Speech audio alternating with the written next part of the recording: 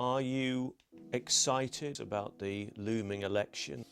I think that, like most people, I can't help having a degree of vulgar curiosity about it, but words like excitement and tenterhooks would not describe my feelings. What would be a better description then, do you think? A kind of sense almost of incredulity that this farce is being run yet again. Same. And I said no. Because what about mixed stabs? Because as a weapon. This is the election through the unsparing eye of Britain's greatest living poet, as Sir Geoffrey Hill has been called. So can any party look forward to his vote? I shall, of course, watch, but it will be with the expectation of a certain degree of disgust, weariness, profound irritation with the hollowness of the verbiage, the blatant utterings of cliches and half-truths. I'll put him down as a don't know. Talking of cliches and sound bites, who better than a poet to discuss what we talk about when we talk about politics?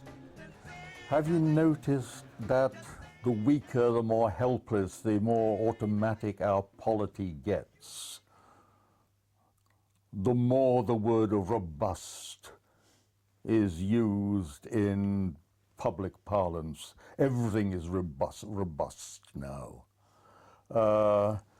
And it is as if these people who really hold language in contempt nonetheless are desperately hoping that if they use a word like robust, then their flaccid observation will indeed become mysteriously tough. I mean, you've written and discussed, for want of a better phrase, the tyranny of simplification. Simplification in communication was the invention of Dr. Goebbels. And the more our language of communication and appreciation and criticism becomes a matter of sound bites, the more one realizes that in that respect at least, Dr. Goebbels and the National Socialist Party of Germany won the war. And things are forgotten so quickly, so that it doesn't really matter if you're a politician. It doesn't matter if you behave less than impeccably, because 2 or 3 years, nobody will remember this.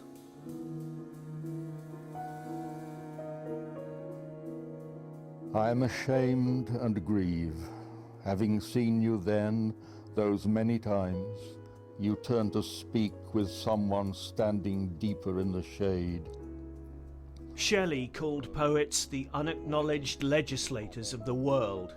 Where the steep garden overlooks the house. This poet doesn't think much of today's legislators after a number of well-publicised stings. The extraordinary sight of parliamentarian after parliamentarian addressing a small body of people in a private room, announcing that yes, certainly he could bring his influence to bear at the cost of £5,000 an hour or whatever it is. That is weird, because not only are they doing something which could be called unethical, but they seem totally oblivious to the fact that they might be subject to a trick. Does that and your other concerns, do they lead you to consider not voting? I think one has to go through the motion or the gesture of voting And we put our pathetic tick beside the name of the candidate who is least awful, in our opinion. But Parliament nonetheless moves in some Leviathan-like way,